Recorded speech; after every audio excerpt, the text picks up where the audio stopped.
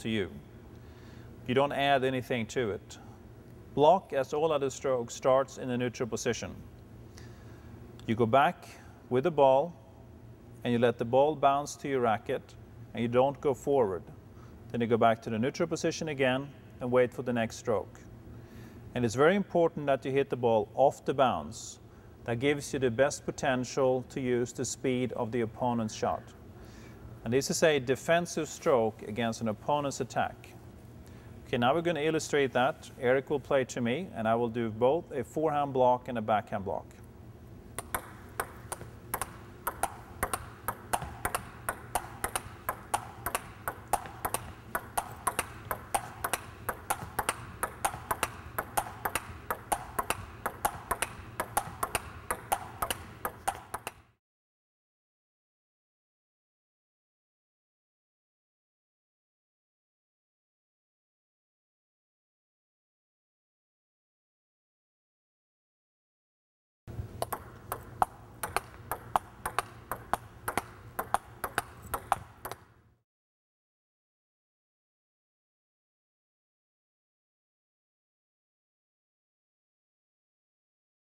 Okay, that is the block.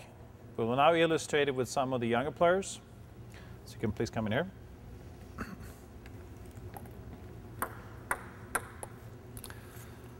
We're going to first look at the forehand block. So Eric will play to his forehand. Start in the neutral position.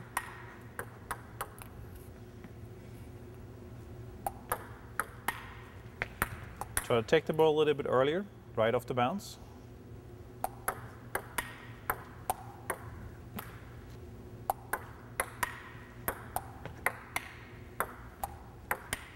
Good.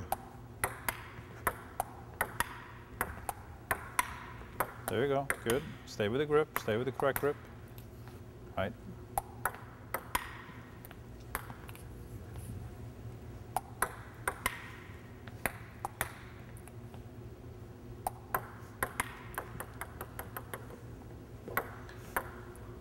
It's very important that you remember to hold the proper grip. Many times when you block, you have a tendency to try to want to change your grip right before the block. Try to avoid that because that will create problems for your future development. So keep the same grip and then rotate your hand instead of trying to do adjustment with your grip. That will make your block improve. Thank you very much. Now we're going to go over to the next stroke, which is counter. Counter is an extension of block. It starts the same. You go back, take the ball off the bounce, but the difference between a block and a counter is that a counter continues forward and ends from where the stroke started in a neutral position.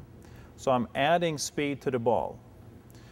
Or more likely, I play the same speed as the opponent is doing to me. So I start in a neutral position, go back, and go forward. Okay, we're going to illustrate that now with Eric.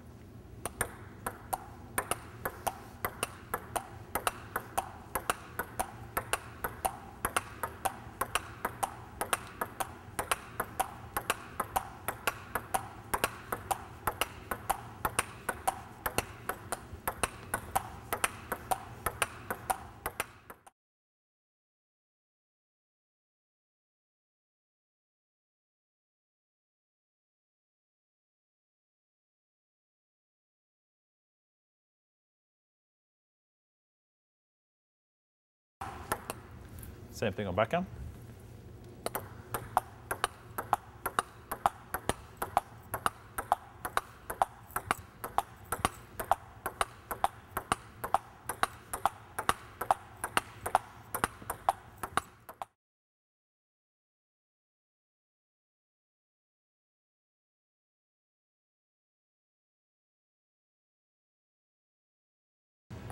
Okay, now we're going to have one player do the counter. You can come in here. So you're going to start now in the neutral position. We're going to do it on your forehand, proper grip. There you go. You start the neutral position, then you go back, and then you continue forward to the neutral position.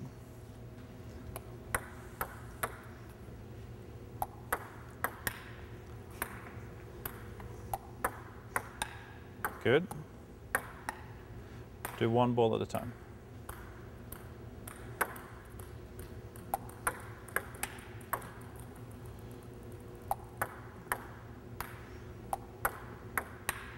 Good, excellent.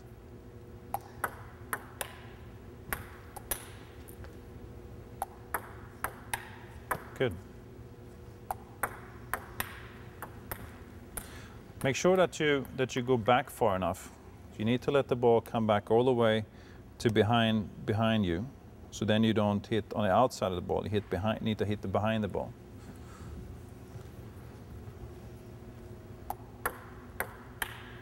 Good.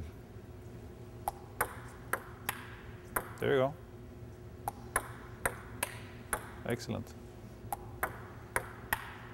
Very good. Very good. You also need to remember to hold the proper grip.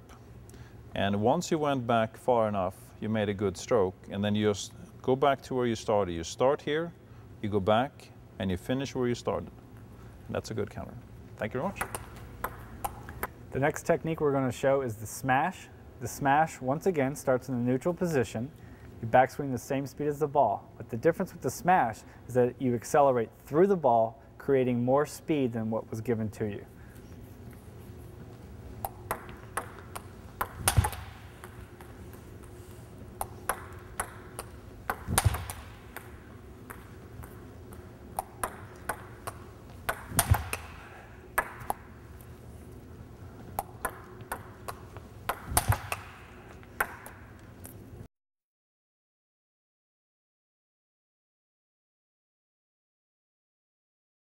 Remember, start from the neutral position, backswing the same speed as the ball, and follow through and accelerate through the ball, creating your own power.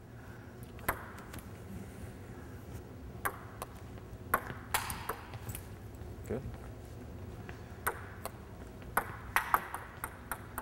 Relax your shoulder. Let it flow naturally. Very good, very good. Very good. Try to increase the amount of acceleration into the ball.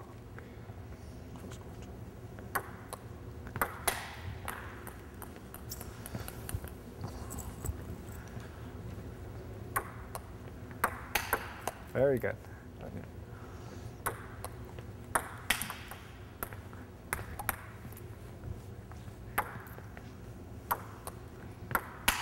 Perfect, perfect. Now we're going to demonstrate the smash on the backhand. Thanks a lot. Same principles apply. Start from the neutral position, backswing the same speed as the ball, accelerate through the ball, and create your own power.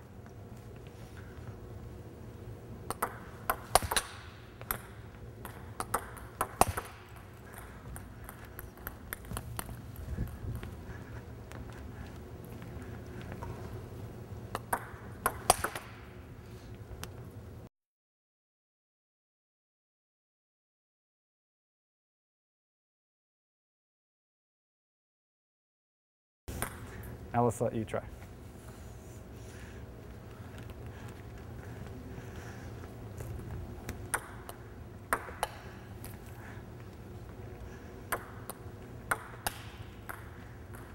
Make sure to go over the top of the ball. Bring and hit the ball down. Very good, very good, perfect.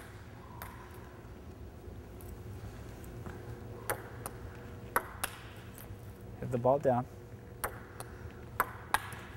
Good, good.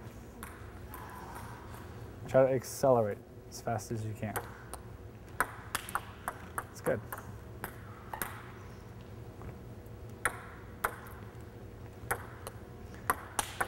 Perfect. Now that is a backhand smash. We're now going to demonstrate the push. By definition, the push means backspin against backspin. To create backspin, you want to make contact with the racket and the ball underneath the ball. This creates backspin. You want to follow through the same speed as the ball and always start at the neutral position. Let's demonstrate.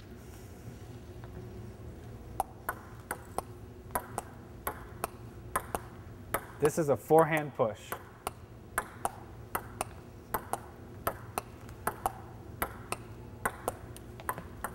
The same rules apply for the backhand push. Start in the neutral position and make contact underneath the ball.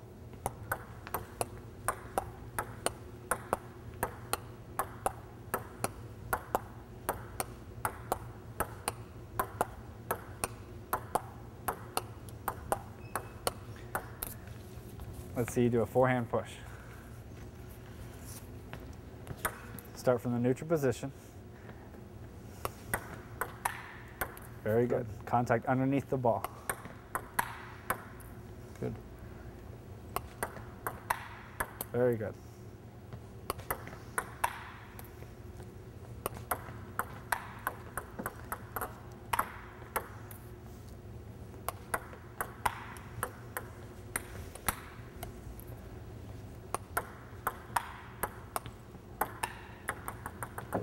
All right, now we'll demonstrate the backhand push.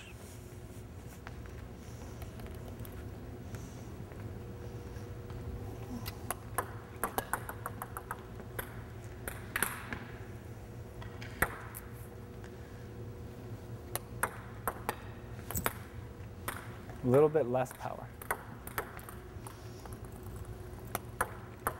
There you go. Contact underneath the ball. Follow through.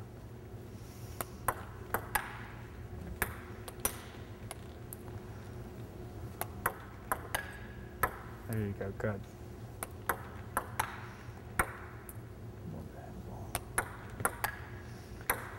You want to keep the ball as low as possible on the push.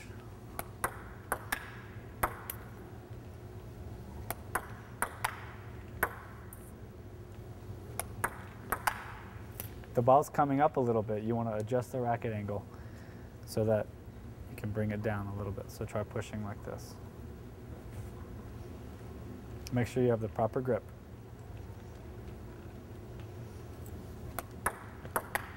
It's better.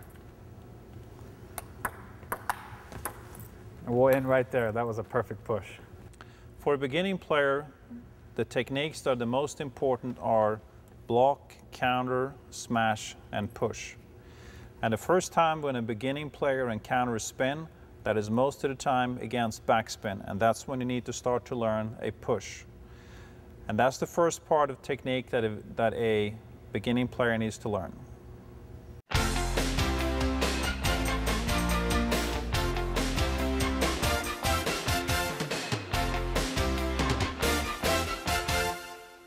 In this section, we're going to talk about serve.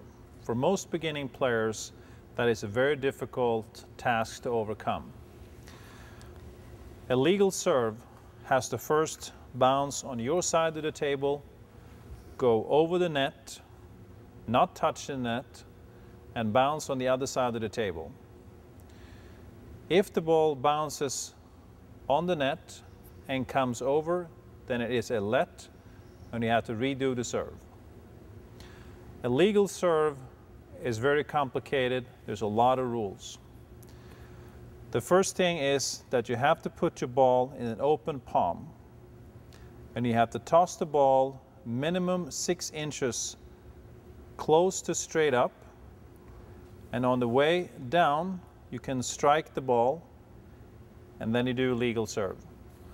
Those are the most important basic rules for a serve. Other things you have to think about is that you cannot start to serve inside the table. You cannot start the toss below the table. That is illegal. And if you play in a tournament and you have an umpire, they will call a fault, and you will lose the point directly if you do those mistakes. For a beginning player, it is very difficult to control the 6-inch toss. The way you think about that is apply that to timing. When you start the toss, you have your racket in this position. All the way, when the ball goes up to its highest point, you don't move your racket. When the ball starts to come down, that's when you start to move the racket in a backswing, the same way we have talked about in other strokes. And then you contact the ball. So you toss the ball, don't move. When the ball starts to come down, you move your racket and then contact the ball. Okay, let's look at a couple of serves. I will do that against Eric. I will start with a couple of forehand serves. Look at my legal part. I put the ball in my hand, I toss it, and then contact the ball. Same thing on the backhand side.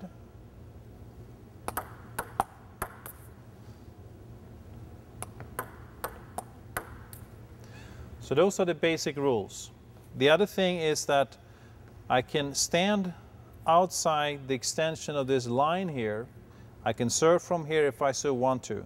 However, I cannot go forward and start my serve past the short side of the table. Two important serves to start with, a fast serve and a short serve. I will illustrate that with my backhand, but you can also do it with forehand. A fast serve is very important that you wait to contact the ball until the ball has been very close to the table. And then you have a flat angle and you go straight forward and focus on a bounce close to you on your side of the table, and a bounce on the opponent's side of the table should also be close to the white line. Let's look at that again. And then you try to impact as much speed as possible. And you're also trying to think about the placement. You can place it wide to the opponent's backhand, wide to the opponent's forehand, and also in the middle where the opponent switches between backhand and forehand. So I first do a fast serve to the opponent's backhand, then I do it to the forehand side, or I do it to the middle. The second serve we can work on is a short serve. The difference between a short serve and a long serve is also in the angle. Before we went behind the ball, now we're going to go under the ball. And the first bounce on your side of the table should be in about the middle of your half. And then the ball goes over the net and bounces close to the opponent's net.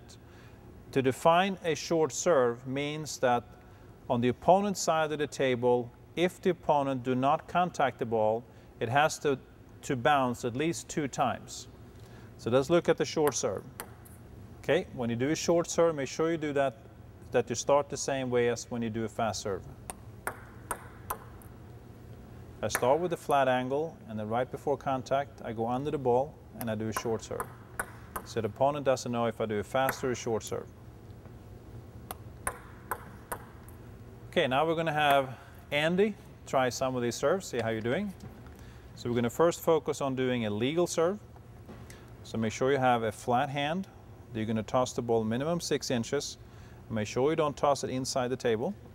Let's see how that looks like. You tossed it inside the table.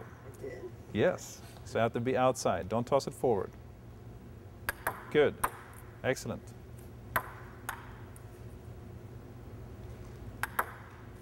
Very good. And now you try to do a fast serve. And now you hit the ball pretty high over the table, so the ball bounced pretty high. To do a fast serve, you have to bounce it lower. So the way to do that, you wait until the ball is close to the table, and then you have a flat angle and you're straight forward. Good, very good. So if you serve low, it makes it more difficult for the opponent to return that serve. Good, excellent, excellent. Very good, Andy.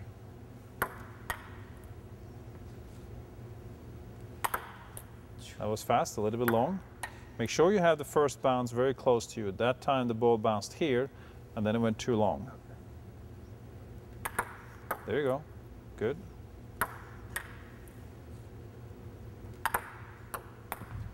That was a good long serve, right on the edge. Okay, good. As you saw with the beginning players, there was 2 things that they had problems with. The 6-inch toss, to make that 6 inches and straight. And the other thing was that they contacted the ball too high over the table. That made the ball bounce high. To correct that, they need to make sure that you contact the ball close to the table, and then the bounce over the net will be lower, and that creates more difficulty for the opponent to return your serve.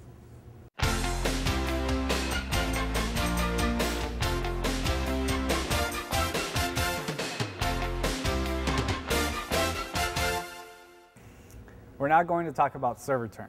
The serve return position is the neutral position about an arm's length away from the table.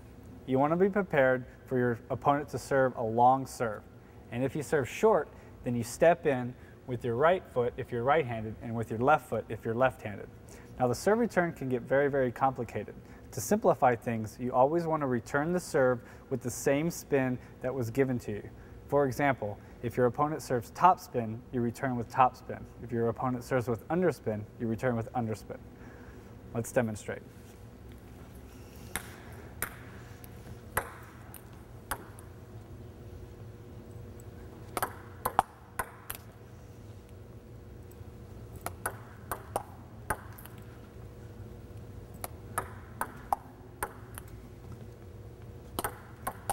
It's always easier to stand a little bit further away from the table because it's easier to step in than it is to step backwards. That's why you want to be an arm's length away from the table.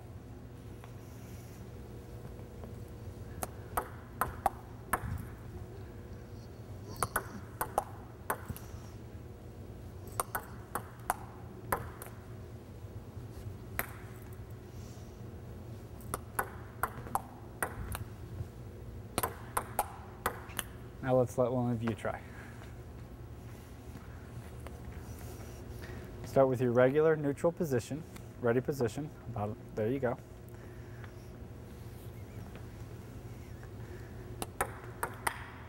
And remember, to simplify things, always return the same spin that was given to you. If he serves you topspin, return back topspin.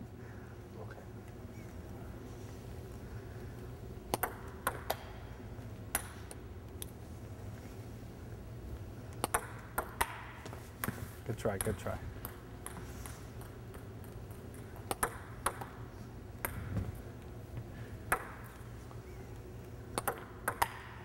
Perfect, perfect. All right, let's let her try.